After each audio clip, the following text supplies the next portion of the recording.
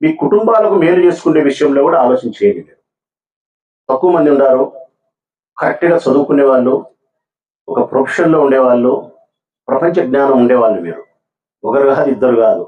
నేనెంతమంది మనుషులను చూసుంటానో నాకంటే ఎక్కువ చూసుంటారు మీరు. కాబట్టి చాలా ప్రపంచ జ్ఞానం ఉంటుంది. ఇంత ప్రపంచ జ్ఞానం కలిగి ఒక ప్రొఫెషన్‌లో ఉన్నటువంటి మీరు, మీ కుటుంబాలకు సంబంధించిన దానికి అభివృద్ధిలోకి తీసుకుపోయేదానికి ఏం చేయాలా మనం? ఏ విధంగా మనం ఎమ్మెల్యే గారిని ఉపయోగించుకోవాలా? ఏ విధంగా డీసీసీ బ్యాంక్ నుంచి ఆప్‌కాబ్ చైర్మన్ గారిని ఉపయోగించుకోవాలా? ప్రభుత్వాన్నైనా, సంస్థనైనా, ఐకమత్యమైన ఇది నిర్ణయించుకోవాలి. ఇందులో ప్రధానంగా మీరు దృష్టి పెట్టాల్సినది మీ ఎదుగుదలతో పాటు మీ దగ్గర పనిచేసే కార్మికులు ఎవరైతే ఉన్నారో వారి గురించి 1కి 100 సార్లు ఆలోచించమని మీకు విజ్ఞప్తి చేస్తా ఉన్నా. వారిని బాగా చూసుకోండి. మనకంటే దిగువ స్థాయిలో ఉన్నారు, మన అభివృద్ధికి వారు తోడ్పడతా ఉన్నారు.